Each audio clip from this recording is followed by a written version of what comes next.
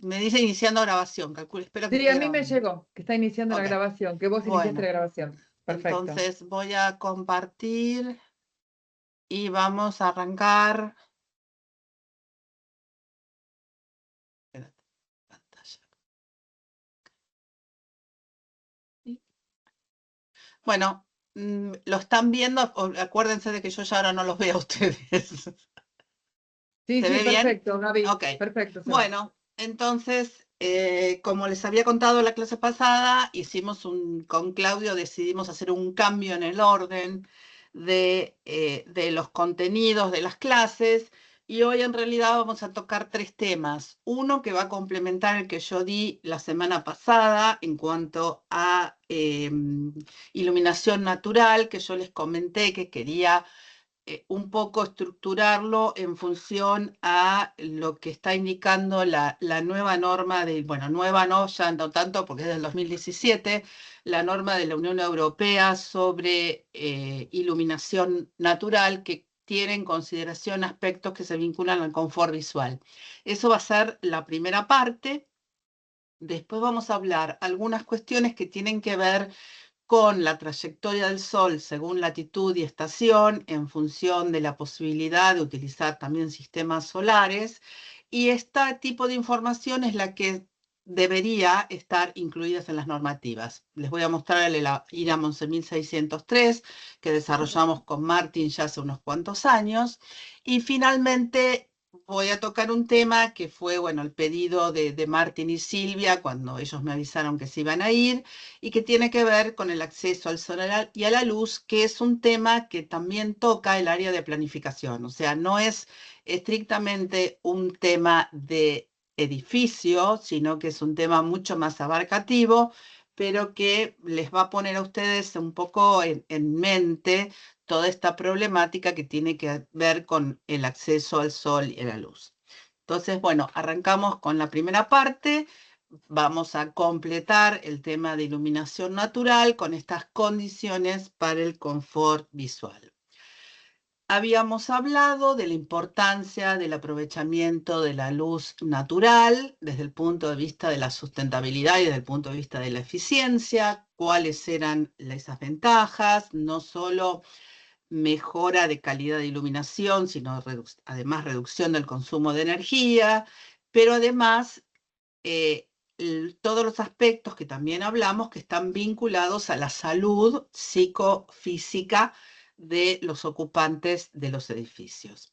Y con respecto a esta salud psicofísica también se incluye el tema de las vistas, la conexión con el exterior y la referencia temporal. Estos aspectos van a ver ahora que están totalmente incluidos también en esa norma europea de iluminación natural. Habíamos empezado a hablar del confort visual, que tenía que ver con la posibilidad de eliminar en el diseño mismo todo lo que tuviera que causar posibles molestias visuales, que no tienen que ver con un aspecto, con una ventana o con una iluminación cenital, sino que tienen que ver con la percepción de todo el espacio del local iluminado. Usualmente, con respecto al confort, las normativas nos van a dar ciertos valores de iluminancia, digamos cantidad de luz sobre el plano de trabajo para que se lleve a cabo adecuadamente una tarea dentro de lo que se llama grado de confort máximo, es decir, cuando el sistema visual trabaja muy confortablemente y no hay ninguna perturbación, o bien un mínimo donde ese confort está haciendo que el sistema visual opere en lo indispensable, por decirlo así. Y también habíamos hablado que no necesariamente mucha luz va a implicar mayor confort. A veces, en muchos casos, el exceso de iluminación puede implicar problemas de disconfort en el interior de los locales.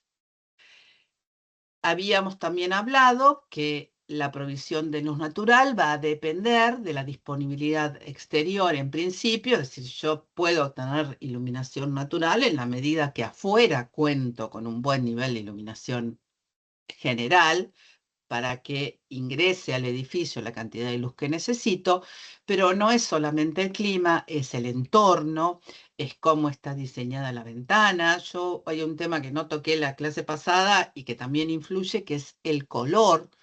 A veces el color de la carpintería también está influyendo en la cantidad de luz que ingresa, en la configuración, también tiene que ver con la configuración de los espacios interiores desde el punto de vista de su geometría y por supuesto también los colores.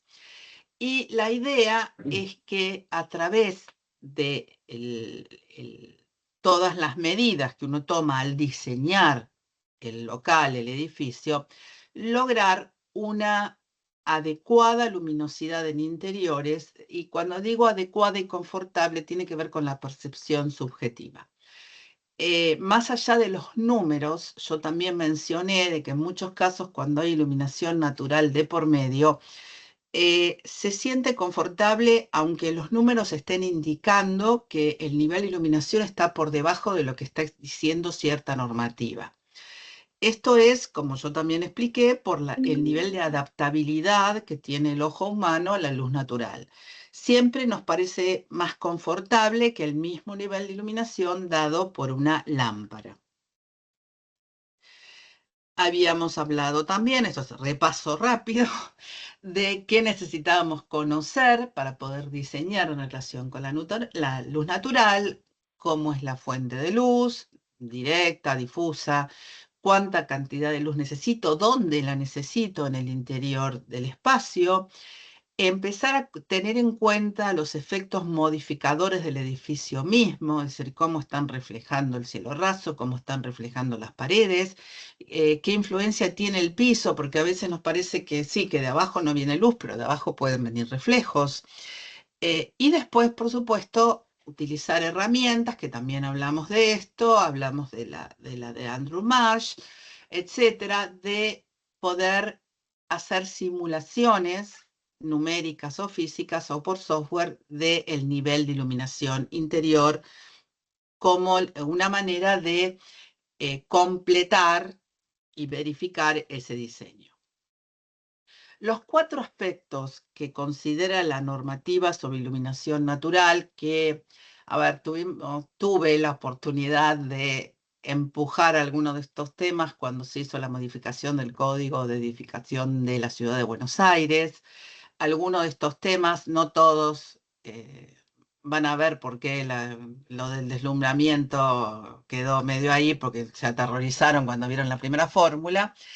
Pero la idea fue tratar de incorporar estos conceptos dentro del código de edificación y quedaron dentro del capítulo de diseño sustentable. La verdad es que algunos de estos aspectos, la sugerencia fue que no que los profesionales tuvieran que aprender todo esto, sino tratar de complementar el código con el desarrollo de algún tipo de aplicativo, así como está el de etiquetado, algún tipo de aplicativo que el profesional pudiera ingresar los datos de su diseño y salieran los cálculos hechos. Esto ya era mucho por el momento, así que bueno, quedó con algunas indicaciones generales, pero básicamente la norma europea, el país que primero la adopta fue precisamente Alemania, y obviamente tiene mucha importancia en aquellos países donde la luz natural disponible no es tanta, sobre todo en invierno, y realmente se valora mucho lo que significa poder contar con luz natural en el interior de los espacios. Los 4 aspectos que toma son, por un lado, la verificación de luz natural, ahora vamos a ver cómo, factor de luz diurna, que ya lo vimos la clase pasada, consideraciones sobre asoleamiento y protección solar, temas que ustedes ya han visto con Claudio, y 2 aspectos más, el deslumbramiento, que voy a darle la fórmula para que se pongan nerviosos, pero después, bueno, cómo es la verificación sencilla para encontrar una forma de analizar ese punto, y el otro aspecto son las visuales al exterior. Tener en cuenta los criterios que mencionamos en el diseño, la importancia de la luz diurna como fuente de iluminación en todos los espacios que tengan fachadas al exterior, no negar esa posibilidad a través del diseño, sino realmente incorporar la luz como un elemento más del diseño de ese edificio o de ese local. Eh, la verdad es que esa luz natural puede proporcionar un buen nivel de iluminación para la mayoría de las tareas, y no estoy hablando solamente de vivienda, estoy hablando de oficinas, escuelas, hospitales.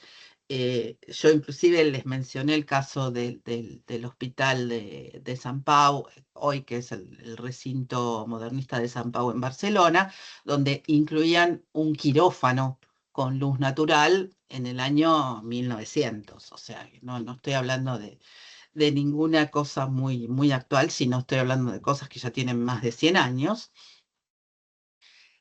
Después, un aspecto que van a ver que es muy valorado es ese vínculo con el exterior, y además no negar la posibilidad de captar radiación solar directa. Creo que han visto también con Claudio penetración solar, o por lo menos vivieron trayectoria solar.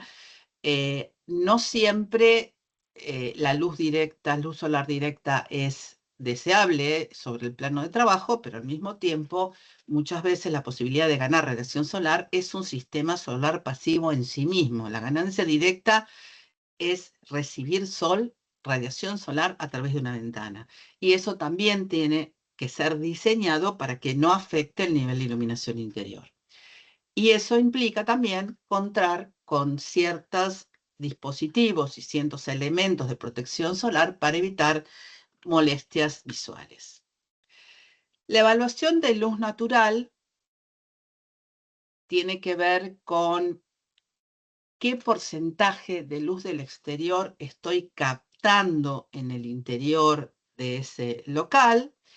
Y una regla muy, muy básica y general es que el porcentaje tiene que ser por lo menos el 50% de las horas diurnas. Es decir, de toda la duración del día, yo en la mitad del día tengo que tener un nivel de iluminación mínimo aceptable dentro de los locales para que ese local sea visualmente confortable y saludable para los ocupantes.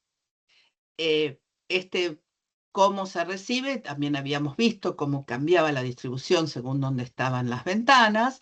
En general, si la ventana es vertical, va a ser en su mayoría ese porcentaje se va a cubrir dentro del primer sector próximo a la ventana. Esto, por supuesto, que cambia si la iluminación es cenital. Y el método por el cual, esperen que oculto para que no se vea esto, ahí está, el método para poder evaluar estos aspectos es el método de factor de luz diurna. El método de factor de luz diurna, que es el que también recomienda la norma europea, habíamos dicho también por qué que teníamos que usar este método, porque la luz natural es cambiante a lo largo del día y realmente no podemos cuantificar en un número exacto algo que está cambiando permanentemente en relación con el clima. Entonces, este método es una estimación de la cantidad de luz recibida sobre la superficie horizontal en un punto determinado del plano de trabajo. Ustedes lo que obtienen cuando usan el software, por ejemplo, el de Andrew Marsh, es precisamente factor de luz diurna sobre el plano de trabajo a la altura que ustedes le indiquen al software. Pueden hacerlo sobre el piso y tener una noción de cómo queda cubierto todo ese local en todo su espacio, o bien hacerlo sobre el plano de trabajo. ¿Qué permite esto? Evaluar cuál es la respuesta a la superficie de aberturas que ustedes están diseñando. ¿Y en qué momentos hace la evaluación? Bueno, en los momentos críticos, en el momento donde yo tengo menos disponibilidad de luz, que en general son los días nublados en invierno. Pero esto no está indicando necesariamente confort. Está hablando de cuánta luz está llegando a un local. Me permite sí contemplar la influencia de posibles obstáculos exteriores, edificios, vegetación, pero es como que es indicativo, pero no es determinante en cuanto a las condiciones del confort visual. Quizás trabajar con como dijimos, con el cielo artificial, con una maqueta, que una maqueta con un desarrollo muy completo, porque yo les mostré la maqueta de la Fundación Favaloro, donde se había escalado hasta el color del acolchado de las camas. En muchos casos se agregan los cuadros, todo escalado, por supuesto, en cuanto a los colores, y eso da un poco más una aproximación un poco mejor que si uno está partiendo de una habitación completamente pelada de color claro, por ejemplo. Con respecto a ese factor de luz diurna, si está, voy al revés en el cuadro, si está en menos del 2%, sabemos que el nivel de iluminación va a ser bajo, no va a haber suficiente luz y tengo que necesariamente contar con iluminación artificial. Entre el 2 y el 5%, el local puede estar bien iluminado, pero tengo que tener en cuenta aspectos vinculados a la uniformidad de la distribución de la luz. Entonces, es posible que en ciertas zonas de los locales yo necesite, para poder tener un nivel más uniforme de iluminación, que siempre va a ser más confortable que una situación de mucho contraste, utilizar complementariamente iluminación artificial, y esto va a ser en base a los mecanismos que ya existen y existen en la mayoría de los edificios sostenibles, que son contar con sensores, dimerizadores, etcétera, que van regulando la intensidad de la iluminación artificial en relación con lo que sucede con la iluminación natural. Estos sistemas combinan las dos posibilidades, natural y artificial, lo que tienen la ventaja de que hacen que la iluminación se conserve aún con condiciones muy cambiantes de clima. Es decir, un día como hoy en Buenos Aires, digo para los que estamos en Buenos Aires, fue un día bastante gris. O sea, hoy era un día que en ciertas zonas próximas a la ventana teníamos un buen nivel de iluminación para la mayoría de las tareas, leer, estar escribir, etcétera, trabajar con una computadora, pero si nos alejábamos mucho de las ventanas, la cobertura era bastante gris y necesitábamos un poco más de luz. Bueno, estos sistemas sirven para compensar precisamente eso. Si ese nivel de factor de luz diurna está por encima del 5%, según el clima puede, o sea, primero el local va a estar bastante bien iluminado, pero según el clima puedo tener problemas de disconfort por exceso de luz. Como yo también les mencioné, en algunas normas, por ejemplo en las chilenas, las normas de iluminación chilenas, en las zonas del sur de Chile estamos hablando del 7% de requerimiento de factor de luz diurna, porque por la latitud y por el tipo de clima, un 5% sigue siendo poco. Entonces, en esos casos, yo me acuerdo que en el momento que lo vi, yo había aprendido esto del 5% y sí hice la consulta con Martin, precisamente, con Martin Evans, porque me parecía mucho y bueno, llegamos a la conclusión de que estaba muy asociado a lo que sucedía en estos climas.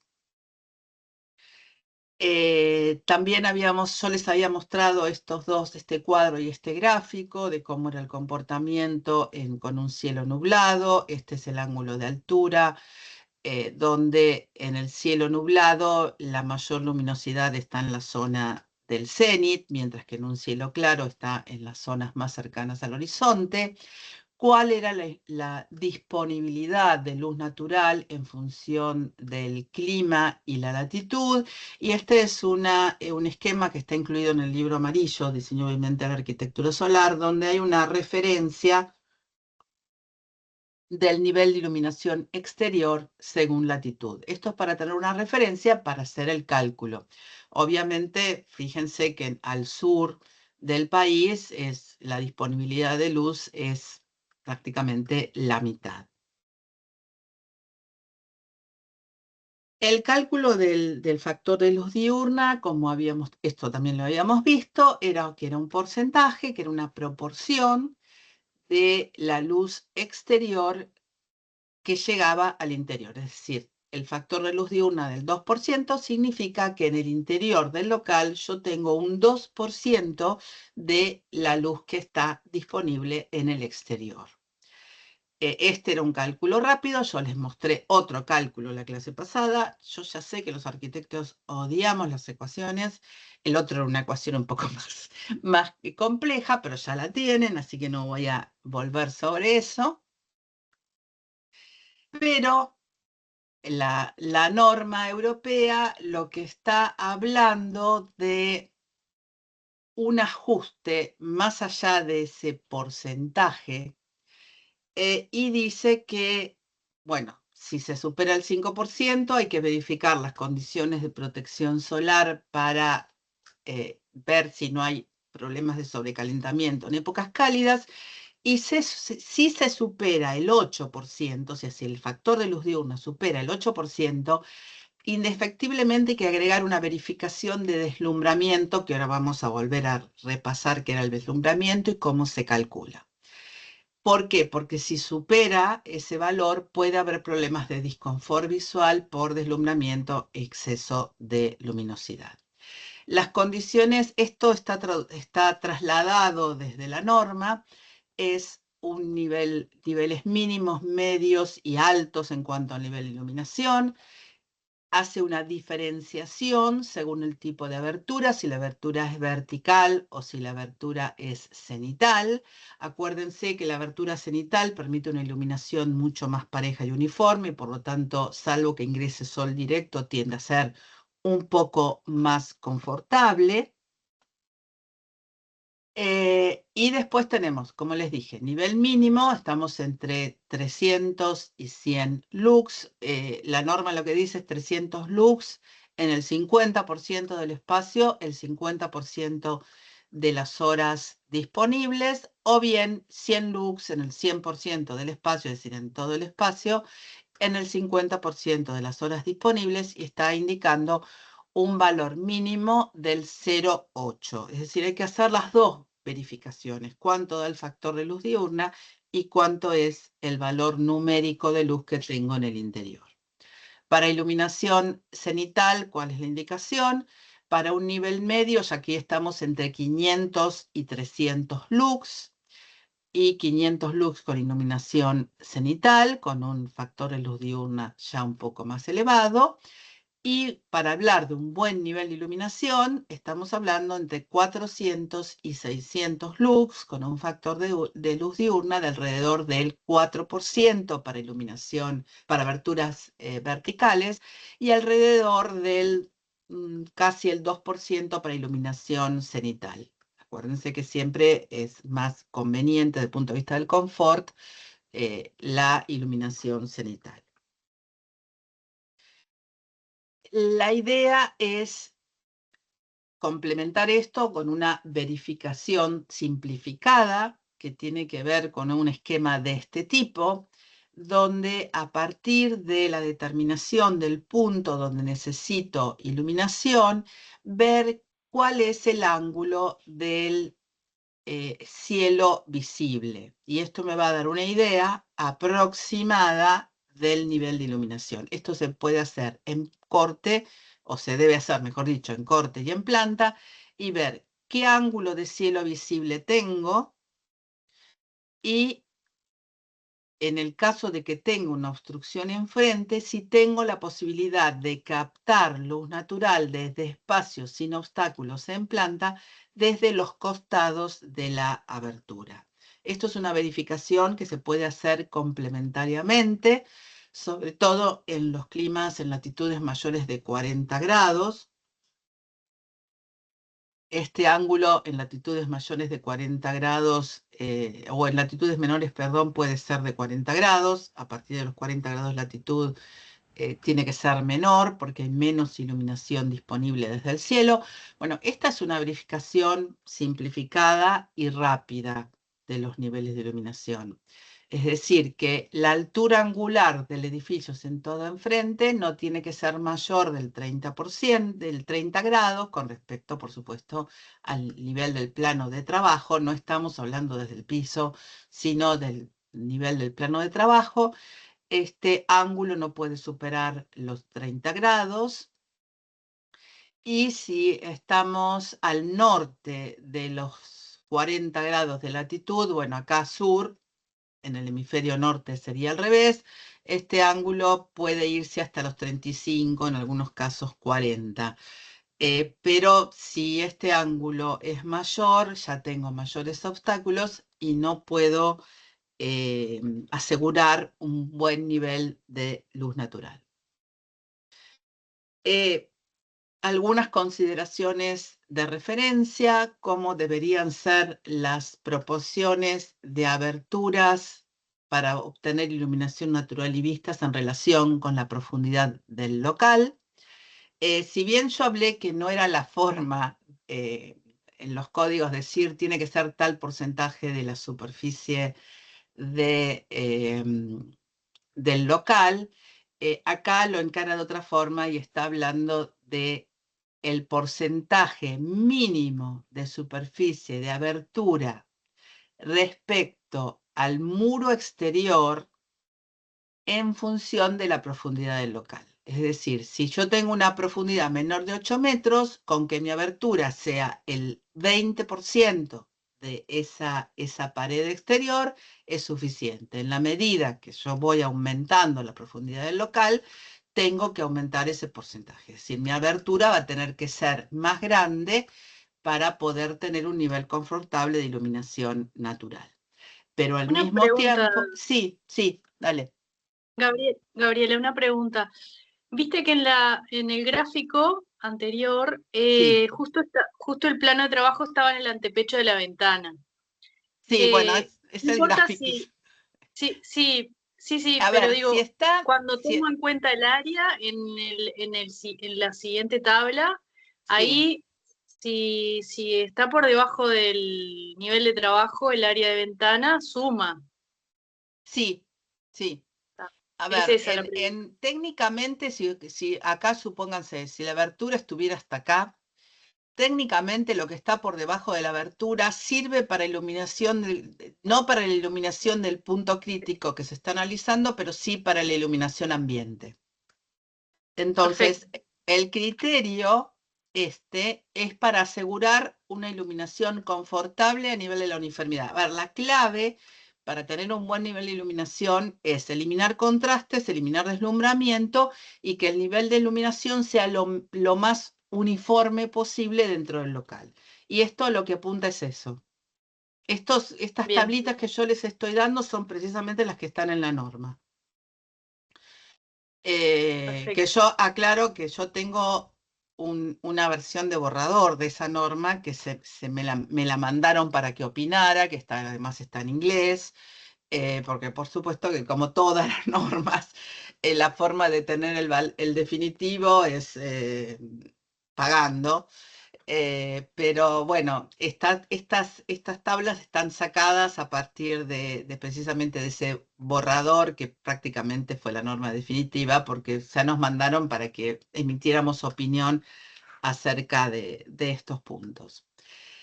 El detalle que les quería agregar es que también la norma tiene en cuenta el coeficiente de reflexión de las paredes interiores, es decir, el cielo raso, de las paredes laterales y del piso. La reflexión del piso puede ser menor porque no es tanta la luz que viene desde abajo ni es necesaria. Es decir, lo que venga por debajo del plano de trabajo en realidad no llega al plano de trabajo. Pero lo que sí es importante, y si ustedes piensan en esos sistemas de redireccionamiento de los cuales yo hablé la clase pasada, es muy importante lo que suceda con el cielo raso y con las paredes. Por eso no digo en el caso de viviendas donde hay mayor flexibilidad, es muy difícil que haya problemas de luz natural. Sí puede haber en el caso sabemos que hay de todo en la construcción de viviendas, pero en líneas generales, las habitaciones que tienen una abertura van a tener un cierto nivel de luz natural, a menos que den a un aire y luz mínimo, que bueno, es uno de los problemas de muchas de las construcciones en zonas urbanas muy densamente construidas. En general lo que termina quedando sin iluminación natural son pasillos, etcétera. Bueno, ahí pondremos un lumiducto si podemos, iremos viendo de qué manera podemos compensar. Hay muchas viviendas que esos espacios interiores, cuando son viviendas unifamiliares, están con algún tipo de iluminación cenital en los baños, en los pasillos. Igual les aclaro que en algún momento viendo casas he visto dormitorios con iluminación cenital, por ejemplo, o con ventanas muy rajas de iluminación altas, pero bueno, algo de iluminación natural había, al fin y al cabo. No había conexión y vistas al exterior, pero había.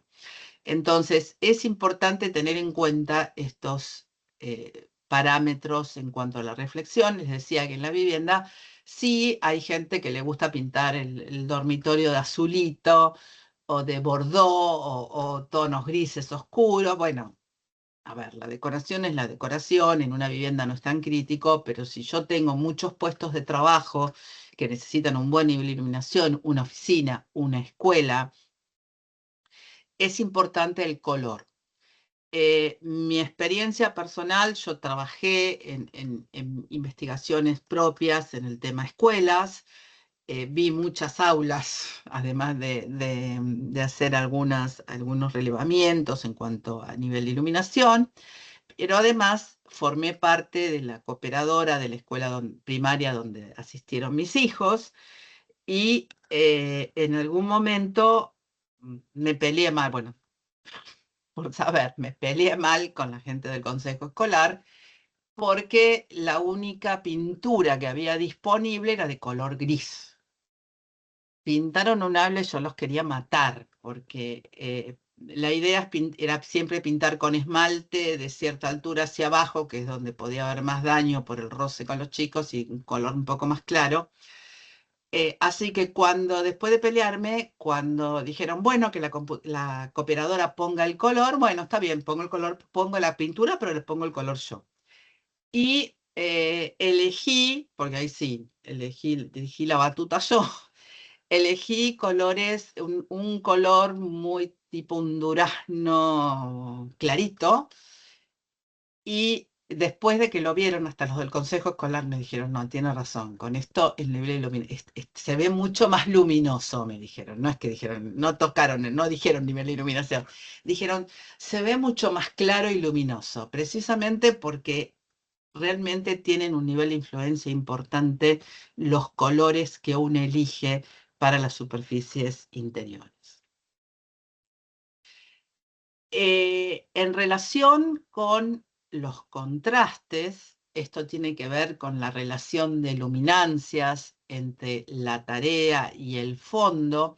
La idea siempre es reducir contrastes porque si yo no reduzco en contraste, no sé si cuántos de ustedes han estado en la Facultad de Arquitectura en los talleres, y muchas veces cuando viene mucha luz de la ventana y uno viene desde el pasillo y abre la puerta y viene hacia la ventana, no ve nada, queda como enceguecido.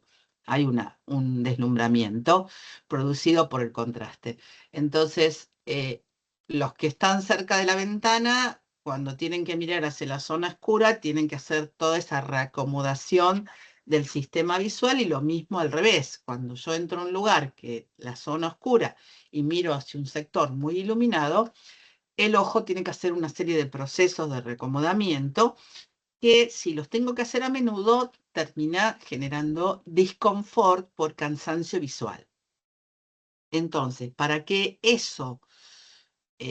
no tener esos problemas en cuanto al confort, entonces tengo que tener una relación de luminancias entre el lugar donde estoy y el entorno. Entonces, esto también está indicado en la norma. Entre el objeto de trabajo y el fondo inmediato tiene que ser 3:1, es decir, no puede superar 3 veces la del sector donde estoy trabajando.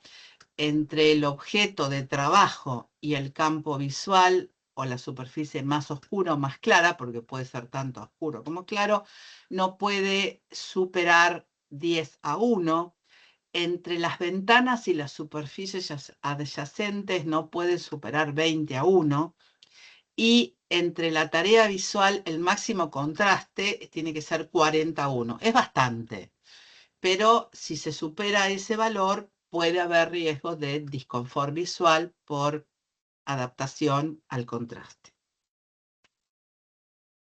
Con respecto al asoleamiento y la protección solar, la idea siempre es, y está indicada así en la norma, asegurar el máximo de horas de sol de luz solar directa en sectores de estar y habitaciones. Cuando digo sectores de estar y habitaciones es vivienda, pero también, por ejemplo, es hospedaje. También puede ser zonas de descanso de una oficina, donde se busca promover los beneficios del sol directo desde el punto de vista térmico, y ya vimos los beneficios desde el punto de vista fotobiológico. Entonces, está muy clara la influencia del asolamiento en el bienestar humano, sobre todo en invierno, y además se agrega el efecto antibacteriano durante todo el año. Acuérdense de que tanto la epidemia, por ahí algunos de ustedes eran muy jóvenes, cuando fue la primera epidemia de gripe A, yo me acuerdo que tenía a mis hijos en ese momento en la escuela primaria, y cuando fue la epidemia de COVID, parte de las indicaciones es: abra las ventanas, que entre el aire y entre el sol. ¿Por qué? Porque el sol mata cualquiera de estos virus que andan dando vueltas. Y con la gripe A también era así. Está bien, si nos toca el clima, como nos está tocando últimamente, donde los días de sol son escasos, y bueno, ahí no hay mucho efecto bactericida. Pero por lo menos si podemos contar con ese asoleamiento y diseñar para poder captar ese asoleamiento en invierno, los beneficios son importantes. Y la norma indica un mínimo de horas de sol durante las cuales la habitación tiene que recibir radiación solar para un día de referencia en el año. O sea, en general dan estos valores para los meses de invierno, para los días críticos, no para el día más corto del año, sino durante el periodo más crítico desde el punto de vista de la disponibilidad de sol. Por supuesto que en países que tienen poca disponibilidad en invierno, el periodo de verificación está más cercano hacia el otoño o hacia la primavera, pero porque es imposible verificar en pleno invierno por la falta de luz. Pero básicamente lo que están recomendando es entre un mínimo de 1 hora y media de sol y un medio de 3 horas. Nosotros por normativa de Secretaría de Vivienda hace muchos años teníamos 2 horas, así que acá está hablando de 3 horas, y un máximo mayor a 4 horas donde sea posible, porque acuérdense que esto es una norma europea, y estas 4 horas van a arañar en Alemania o Dinamarca, o en Inglaterra. No, en Inglaterra ya no es la Comunidad Europea, pero digamos que las zonas más al norte, las 4 horas no las van a lograr nunca, mientras que, bueno, Italia, España, sí van a poder tener este máximo de horas de sol. Perdón, y se evalúan no a nivel de suelo, sino en el centro de la ventana a más o menos 1,20 m del suelo, porque ese es el nivel que se considera de si una persona está sentada, el nivel de los ojos es aproximadamente 1,20 m.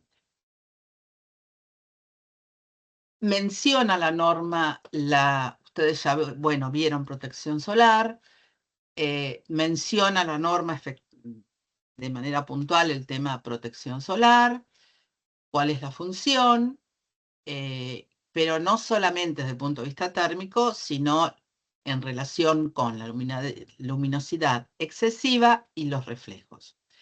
protección solar cuando la temperatura está entre los 20 y los 24 grados, ya que si tengo esas temperaturas y dejo entrar el sol, la temperatura interior va a subir rápidamente.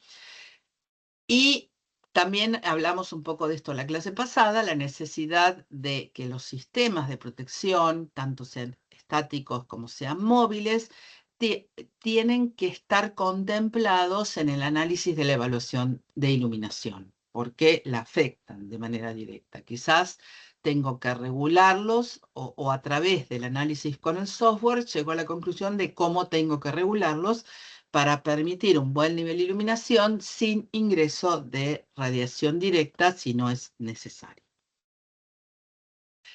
El deslumbramiento, que es lo que quizás se habla menos cuando se habla de iluminación natural, yo lo hablé como un efecto de disconfort, dijimos, es una sensación visual que no es confortable, que está causada por la presencia de áreas con mucha luminosidad dentro de nuestro campo visual, y nuestro campo visual no se adapta rápidamente. Entonces, hay molestias, hay incomodidad. Ustedes piensen lo que les pasa si van manejando con el auto y de repente les viene de frente el rayo de sol. Bueno, no solamente la incomodidad, hay un efecto de enceguecimiento casi inmediato, son segundos, porque la adaptación de nuestro ojo también es muy rápida. Pero hay disconfort, a veces estamos así poniendo una mano que nos dé sombra, que no nos incida de manera directa, o bajamos los parasoles del auto.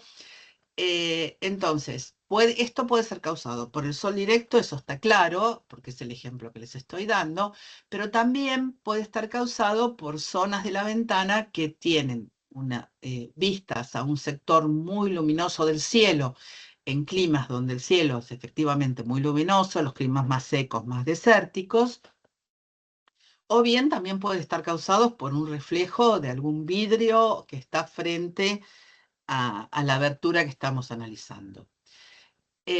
También van a van a escuchar, mejor dicho, de este efecto de deslumbramiento. Se habla de deslumbramiento en relación con la iluminación artificial, que tiene que ver con la fuente de luz, con la distribución de la luminancia y, por supuesto, de la aceptación de los usuarios. A veces nos colocan lámparas de mucha intensidad de luz y terminan generando deslumbramiento porque son demasiado fuertes o están a una altura dentro del campo visual que causan problemas. Acá estamos viendo que hacemos más referencia a lo que pasa con la luz natural. Las métricas que se usan para iluminación artificial no necesariamente son las mismas, porque en líneas generales el deslumbramiento dentro de lo que es luz natural primero, tiene menos duración temporal, porque la luz cambia, la posición del sol cambia muy rápidamente, y además tiene un poco de mayor tolerancia por parte de las personas.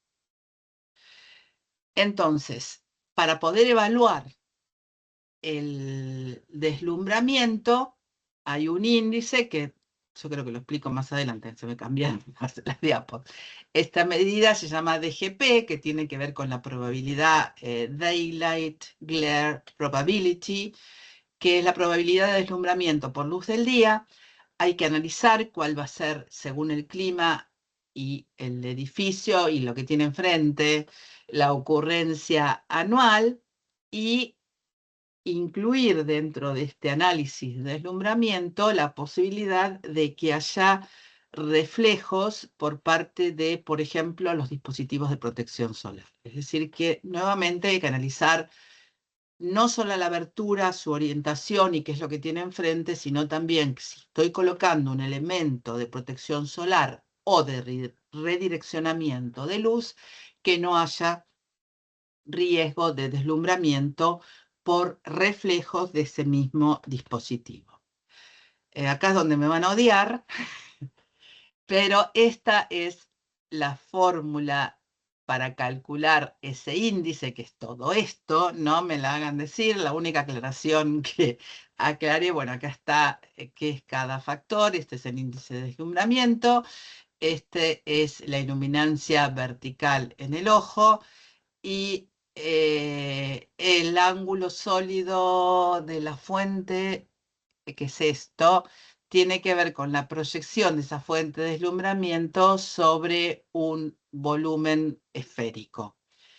Esto era lo que yo decía que había que incluir en un aplicativo, porque ningún profesional arquitecto está en condiciones eh, de manejar esta fórmula sin volverse loco. Yo se las pongo para que sepan de dónde están las cosas, pero ahora van a ver cuál es la simplificada, pero uno puede calcular esto y en función a ese valor, si es menor a 0,35, el deslumbramiento es imperceptible, entre 0,35 y 0,40 es perceptible pero no molesto, entre 0,4 y 0,45 es perturbador, es decir, levemente molesto, y si supera los 0,45 es intolerable. Esto tiene que ver, como ustedes ven, con la posición del observador, tiene que ver con unos cuantos parámetros que no es tan fácil. Pero la idea es que si estas situaciones de deslumbramiento exceden estos valores, hay que ver después durante cuánto tiempo, y acá están las fórmulas para calcularlo, durante cuánto tiempo en el año, dentro del horario de trabajo, se está dando este deslumbramiento. El valor umbral son los que están vinculados con los que vimos en la tabla anterior, 0,45 mínimo, 0,40 y 0,35, pero no tienen que exceder más del 5% del año durante el espacio, durante las horas de trabajo. Esto está pensado para usos como oficinas, escuelas, etcétera, no para vivienda, y entre las 8 y las 18 horas, que es el periodo de sol. Este índice es lo que se usa normalmente para evaluar si se coloca protección contra el deslumbramiento. También es importante si hay computadoras, por ejemplo. No es aplicable para aberturas cenitales, por ejemplo. Sirve para inclinados o verticales, pero no para cenitales.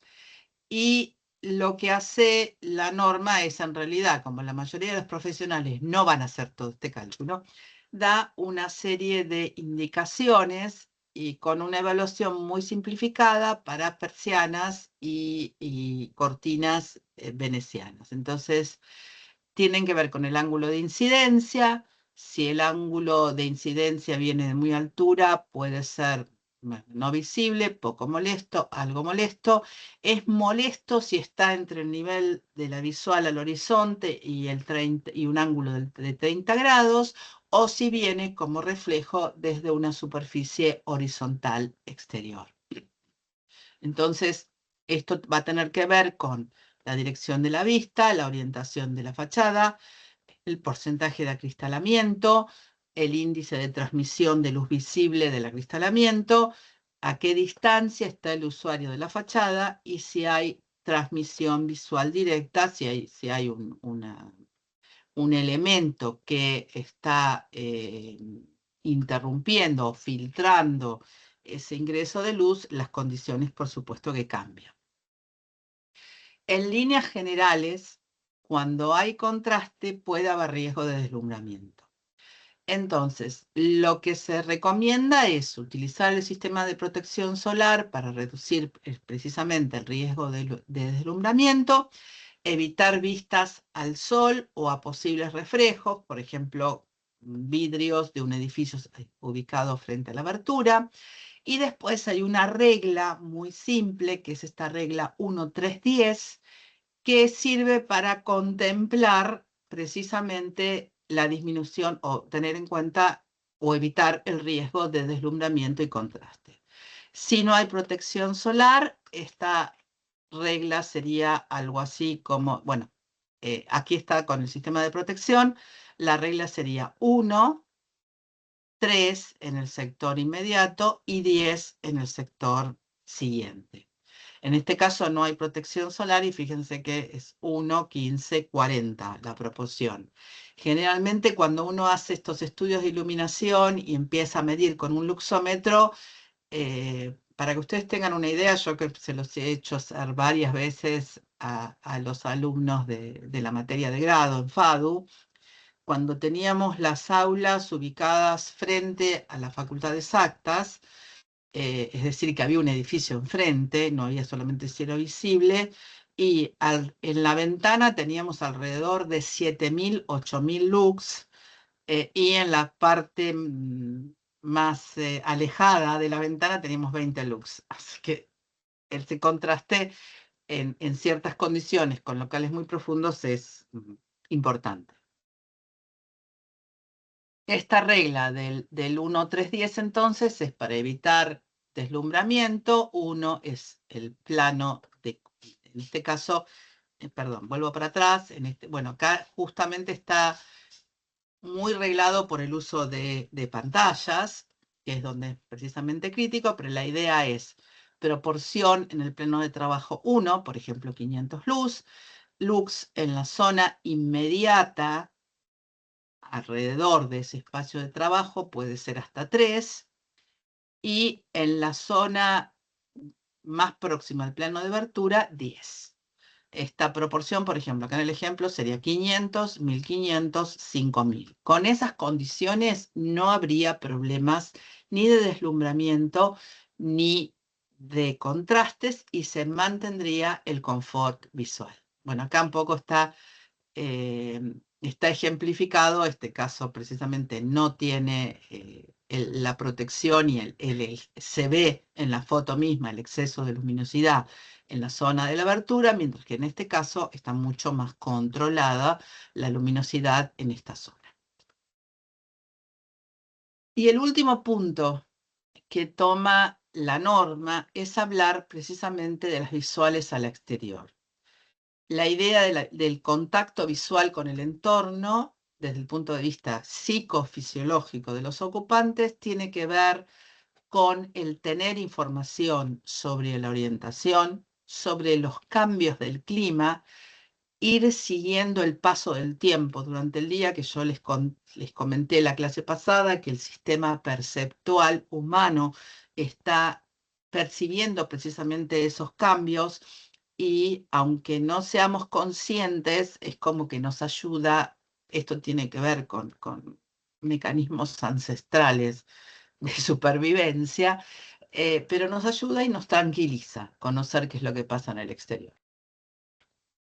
Entonces, esta información tiene que ver con cortar con monotonía del espacio que puede causar fatiga, con aliviar sensación de encierro, con relajar el sistema visual. Ver a una ventana no es distraerse, sino el cambiar el foco de atención, mirar al exterior. Yo miro para allá porque tengo una ventana, no veo nada porque ya es de noche.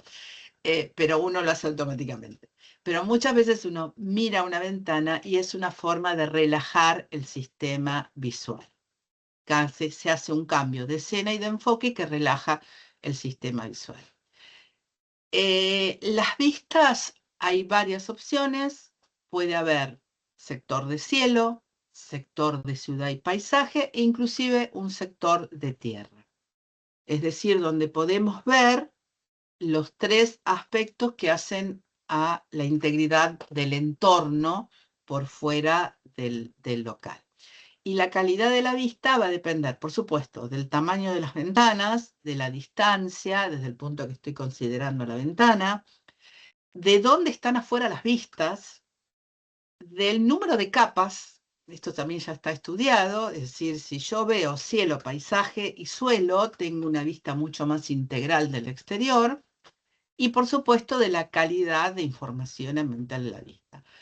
Quizás no nos demos cuenta cuando estamos haciendo una actividad, Pero si ustedes lo piensan, no es lo mismo ver a través de una ventana hacia un edificio que tengo enfrente o hacia un aire y luz, que ver hacia el cielo, ver un paisaje, ver un árbol, o inclusive ver a veces el suelo, ver plantas, ver lo que está a nivel de suelo.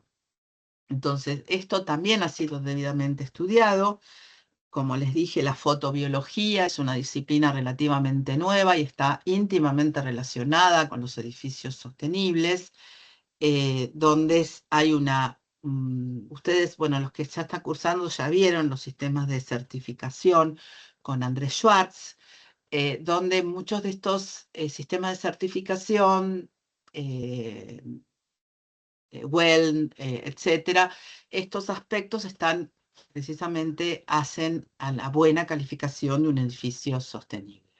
Los criterios de vistas al exterior tienen que ver con el espacio que van a usar los ocupantes. La idea es que sea una abertura transparente, sin distorsiones, sin vidrios, que por eso yo les decía que algunos sistemas de redireccionamiento no eran aceptables porque obstruían las vistas precisamente, sin vidrios esmerilados ni vidrios raros que estén obstruyendo las visuales. Y lo que dicen ellos, lo que dicen en la norma es que deberían ver al menos una capa de paisaje, un ángulo de visión horizontal alto, es decir, hacia el cielo, a cierta distancia de construcciones externas, es decir, no edificios muy cercanos, los aire y luz no están admitidos por esta norma, y tener dimensiones mínimas que permitan visuales confortables. Esto es, no ventanas chiquititas que dejen pasar un poquito de luz, sino que realmente permitan una vista generosa del ocupante hacia el exterior. Y cuando no puede haber vistas directas por el tipo de edificio, bueno, tener en cuenta el rol del atrio, que ya vimos cómo funciona desde el punto de vista de la luz natural, y tener en cuenta cuáles son las dimensiones y propiedades de esos espacios. Ya está probado que tener edificios a corta distancia tiene un efecto negativo en la calidad de las visuales. Está bien. Hay lugares donde no se puede hacer otra cosa. Es decir, si uno está en una calle medieval donde lo que está enfrente está cerquita, bueno, no me queda más remedio. Pero hay que ser consciente cuando uno está haciendo un edificio, está diseñando un edificio o un sector urbano, de cuáles son las ventajas desde el punto de vista del confort visual de este tipo de aspectos que tienen que ver con las vistas. Cuando se encara el confort visual en un edificio sostenible, se encara no solamente desde el punto de vista de la cantidad de luz, sino de los beneficios que tiene el confort visual sobre los ocupantes. Y una de las cuestiones que yo no mencioné mucho, pero que también ya están probadas, es que la disponibilidad de luz natural y estas cuestiones acerca del confort visual terminan redundando en mejor desarrollo de las tareas en el interior de esos espacios. Se han hecho ensayos en Estados Unidos en las pruebas estandarizadas, porque ellos tienen para los colegios pruebas estandarizadas en matemática, y se han hecho un estudio estadístico donde aparentemente, digo aparentemente porque la significación estadística a uno le puede parecer poca, pero en lo global es un factor de importancia, acerca de que las escuelas que tenían luz natural y buenas ventanas, el rendimiento de los alumnos fue mucho mejor en las pruebas estandarizadas. Y también se han hecho estudios en edificios de oficinas donde los ocupantes que tienen ventanas próximas a los espacios de trabajo con vistas al exterior tienen mayor productividad y menos incidencia de enfermedades vinculadas al entorno laboral, como jaquecas, dolores de cabeza, enfermedades varias, agotamiento, ansiedad, etcétera, etcétera. Es decir, que este enfoque amplio en relación con la luz natural y con el confort de maneras mucho más grande que solamente la cantidad de luz, mucho más abarcativa que solamente la cantidad de luz, es un eje importante para poder generar edificios más saludables y obviamente sostenibles. Bueno, acá tienen algunas referencias. Con esto, no sé cómo estamos con la hora. 20:18, cerramos tema 1. Vamos. ¿Alguna pregunta sobre esto? Si no, vamos al tema 2. Bueno, seguimos con el tema 2, que es un poco el más cortito, y después sí vamos a entrar al tema 3, que es el más extenso. Esto complementa un poco también lo que vieron ustedes con Claudio, que es qué pasa con las trayectorias solares según la latitud y la estación y qué vínculo tiene esto con las normativas. Nuevo repaso conceptual. Hablamos, y este repaso me va a servir, perdón, para el tema que sigue, que es el tema de acceso al sol y a la luz. Sabemos hemos venido hablando, por lo menos los chicos que ya han cursado el año pasado, sabemos del rol de la energía solar como fuente de energía, el recurso renovable más importante que tiene el planeta, y las formas de aprovechamiento, es decir, que no solamente son la energía térmica en forma de calor captado por los edificios, sino también la energía eléctrica a través del uso de fotovoltaicos y también, en algunos casos, inclusive por la naturaleza, cierta capacidad de energía de activar procesos químicos, como por ejemplo la fotosíntesis. Entonces, en los edificios podemos hacer uso de este recurso a través de el uso de sistemas solares, tanto pasivos como activos, pero también para calentamiento de agua, agua caliente de uso sanitario y para generar electricidad a través de los paneles fotovoltaicos. Ahora bien, ¿cuál puede ser, a qué apunto ahora? Obviamente, para que todos estos sistemas, tanto los activos, los colectores y los paneles fotovoltaicos, como los pasivos, ganancia directa, invernaderos,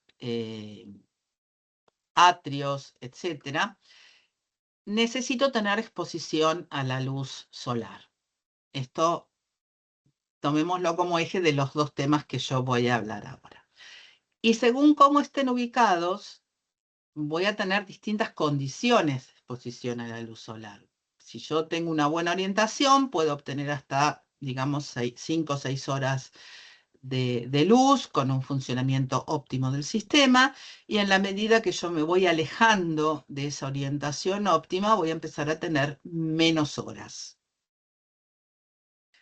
Entonces, en las normativas, sobre todo en las que tenemos en vigencia, la que ustedes mejor conocen es la norma IRAM 11.603, donde da algunas indicaciones. Yo voy a mostrar los gráficos ahora del 11.603, pero en cualquier base normativa que estemos planteando, tienen que tenerse en cuenta esos aspectos relacionados con la oferta y la demanda de energía solar. Y para tenerlos en cuenta, tengo que, primero, estudiar cuál es la disponibilidad efectiva de radiación solar, establecer para cada lugar cuáles son las orientaciones óptimas, cuantificar esa energía proveniente del sol. Esto, de alguna manera, ya está establecido, tengo esas referencias a través de mapeos, y después poder relacionar esa energía con la demanda de energía que tengo que satisfacer. Y eso es lo que tengo que tener en cuenta si tengo que plantear o diseñar alguna normativa, y menciono esto porque parte de las posibilidades que ustedes tienen para el desarrollo de su tesis también es avanzar en algún planteo que pueda tener un aspecto normativo o una normativa en sí misma. Bienvenida sea, y si es una buena tesis, hasta podemos alcanzarla a los organismos correspondientes a ver si alguien está interesado en llevar a cabo esto. Entonces, para poder trabajar desde el punto de vista normativo, tengo que empezar a acotar algunas cuestiones. Una es establecer una fecha de verificación del asoleamiento. Establecer cuáles van a ser los criterios de asoleamiento según usos del suelo. Si yo estoy planteando un barrio con energía solar, tengo que tener en cuenta de que tengo que contar con por lo menos 6 horas de asoleamiento sobre las viviendas. Esto es un ejemplo. ¿Cuál es la cantidad, la calidad y cantidad de la radiación recibida? ¿Cuáles son los requerimientos de protección solar? Porque también están asociados. Ustedes ya este tema lo conocen. Y además, establecer cuáles van a ser las alturas y espacios entre edificios según las densidades edilicias. Si yo tengo espacios pequeños entre edificios altos, no voy a tener muchas posibilidades de captación y aprovechamiento solar. Esto acuérdense, porque cuando vemos la segunda parte es el eje del segundo tema. Hace ya algunos años, cuando yo era becaria de perfeccionamiento bajo la dirección de Martin Evans, hicimos una revisión de la zonificación de Argentina en relación con las condiciones precisamente de acceso al sol, es decir, de cuánta disponibilidad de radiación teníamos en las distintas regiones del país. Y llegamos a una zonificación de este tipo. Los puntitos que ustedes ven ahí, en ese momento fueron los datos de las estaciones meteorológicas que analizamos, que eran muchísimos más de los que hay ahora. Muchas de estas estaciones meteorológicas se fueron desactivando, aunque hoy se pueden obtener este tipo de datos. Si tuviera que hacer el trabajo, que será directamente, estaría recurriendo a datos satelitales obtenidos de la NASA, por ejemplo. Básicamente dividí, bajo la dirección de Martin, el país en 6 zonas. Cada una de estas zonas, por ejemplo, las zonas 1 y 2, tienen alta oferta solar, tienen una distinta demanda de energía. En la zona 1 la demanda de energía es alta, en la zona 2 la demanda de energía es baja, es un clima más cálido, y la altura de solar en invierno en ambos casos es alta. Estoy en una latitud que debajo de los 30 grados de latitud, donde tengo una buena altitud solar. Las zonas 3 y 4, la zona 3 tiene una oferta solar todavía alta, es un cielo muy claro, no hay problemas de nubosidad. Tengo una demanda de energía alta, es un clima bastante frío, y tengo una altura de sol todavía alta. No es muy alta, pero todavía es alta. En la zona 4 tengo una oferta solar media porque tengo más nubosidad, es un clima más templado.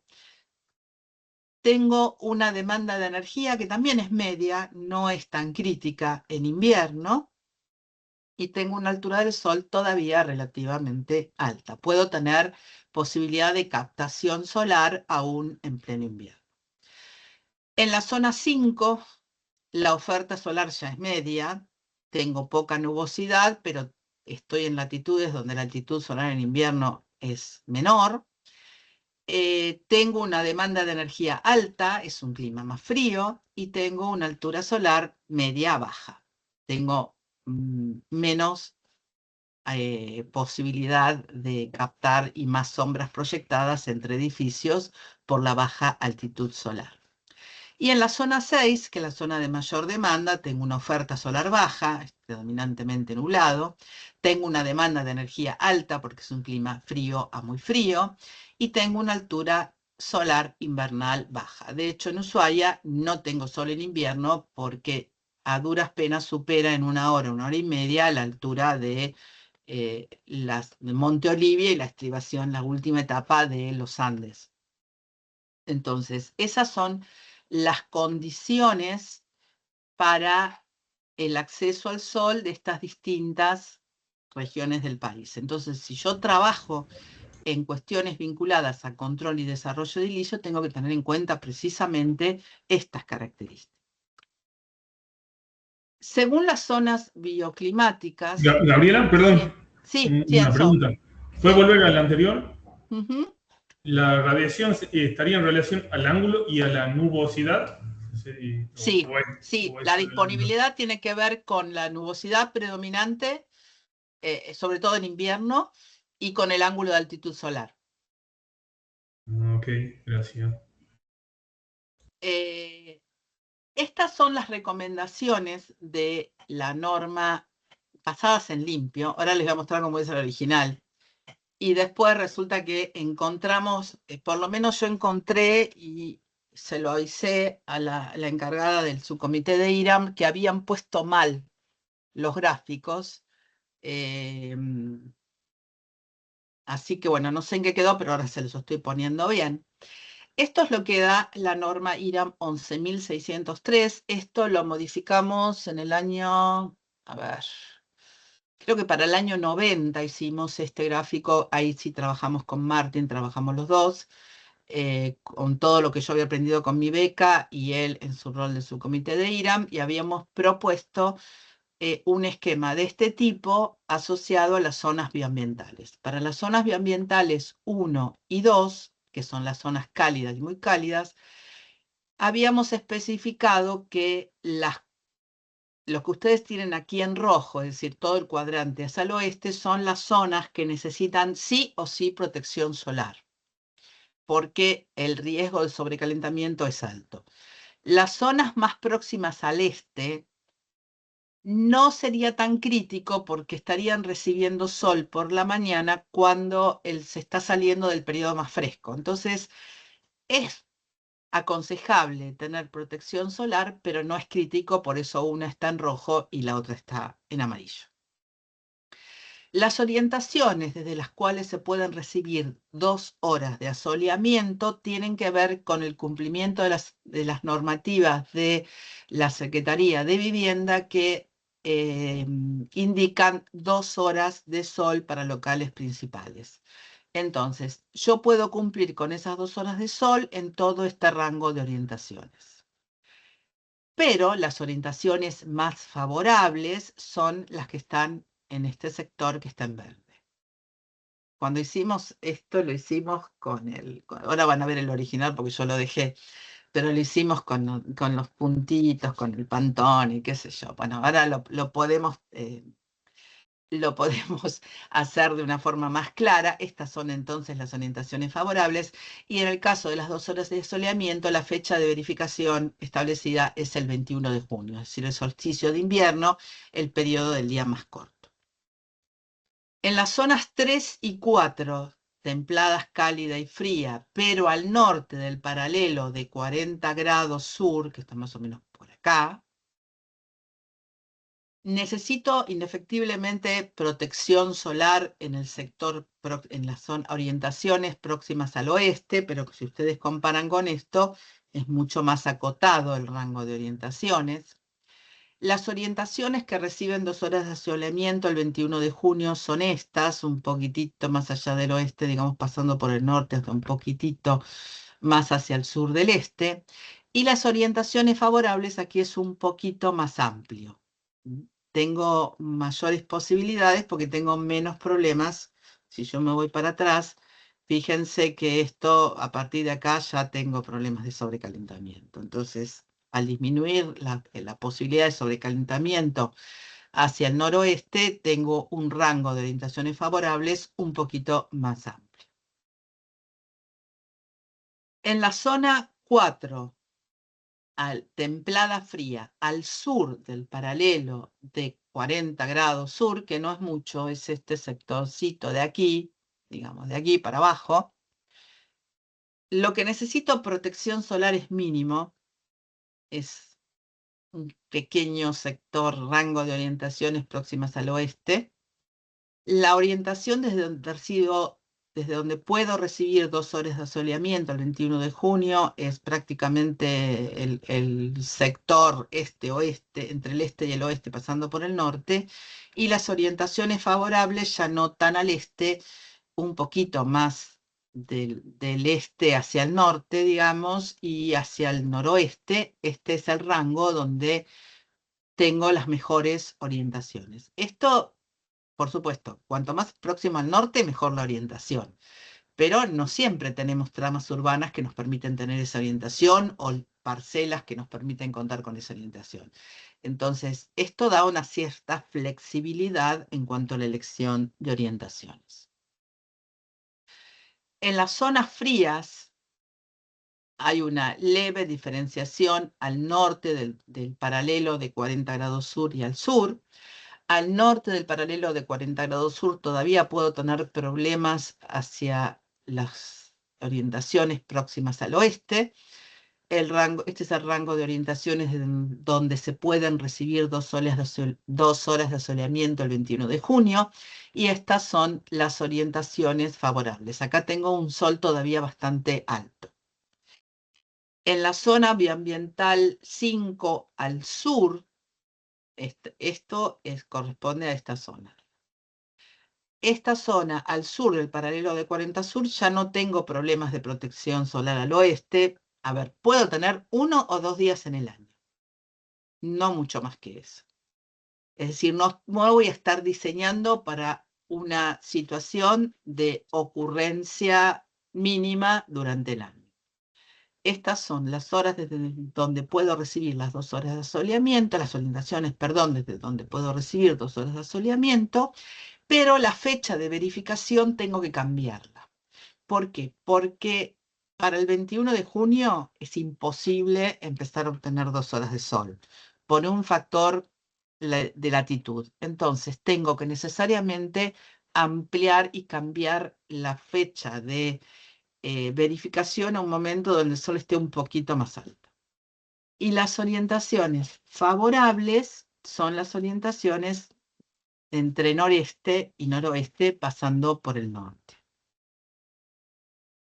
En la zona 6, que es la zona más fría, se da una situación similar entre el norte del paralelo 40 y el sur del paralelo 40.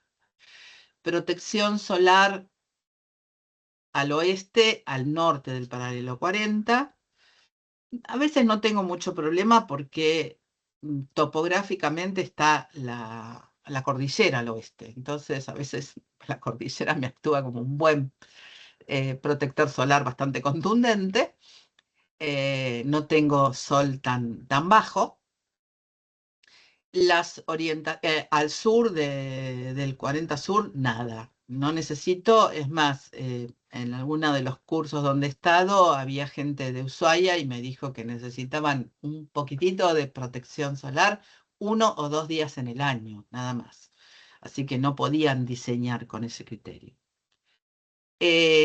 Las 2 horas de asoleamiento, puedo seguir teniendo la verificación el 21 de junio, las orientaciones son estas, y las orientaciones favorables van desde el este hasta un poco más allá del noroeste, pasando por el norte.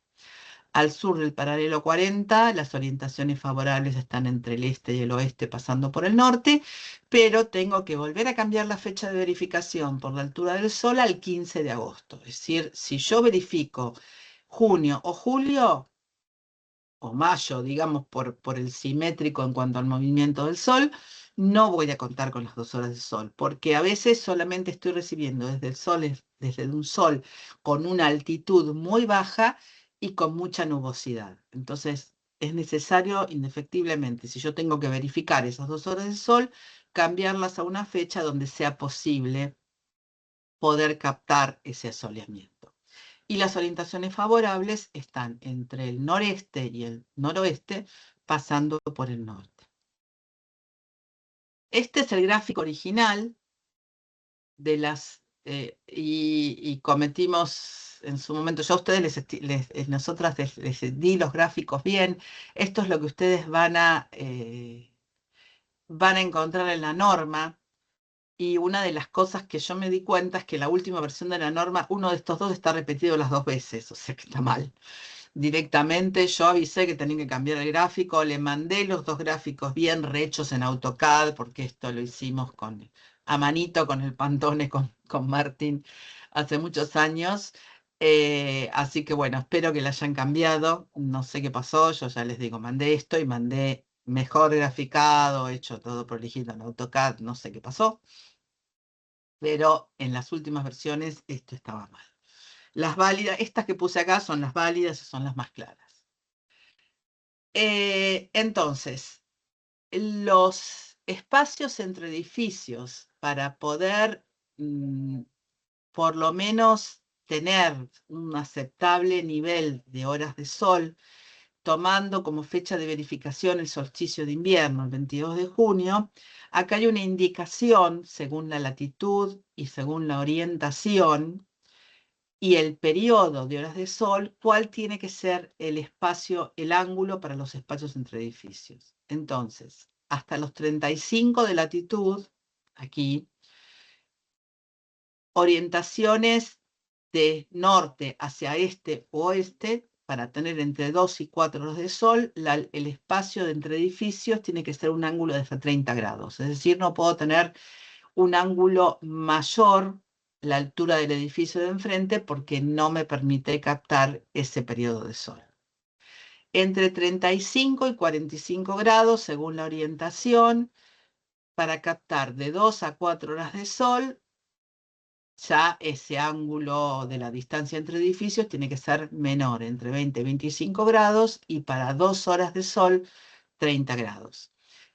Por supuesto, según la orientación, y a medida que me voy en latitud, ya, como ven, entre 45 y 47, ni hablemos de los 50, porque ya es imposible. Para el 22 de junio, o sea, acuérdense de que yo a partir de los 47 tengo que cambiar la hora de verificación. Para obtener 2 horas de sol, el ángulo tiene que ser menor de 20 grados. O sea, tengo que tener un sector muy bajo desde el punto de vista urbano para poder captar 2 horas de sol. No hicimos, creo, no hicimos las de las otras porque ya, bueno, no me acuerdo por qué ahora, pero esto es para que ustedes tengan una noción de cuán disperso termina resultando un entorno urbano para poder captar a veces solamente 2 horas de sol. Entonces, la idea de esta pequeña verificación que yo les estoy mostrando es que si alguno tiene que abordar el tema de normativas, estas cuestiones tienen que estar contempladas. Más allá de la IRA Monsen 1603, en un código, por ejemplo, para cualquier localización dentro del país, se pueden tomar medidas específicas para poder tener un adecuado nivel de asoleamiento según el uso que ustedes quieran darle a la radiación solar. Bueno, y después ya entramos en la parte 3, donde vamos a hablar un poco más de acceso al sol y qué pasa con los códigos de planeamiento urbano. A ver, esperen que yo me voy a volver acá. Acá. Bueno, no dejé de compartir, creo que no dejé de compartir, no, dejo de compartir, ahí está, sí me ven.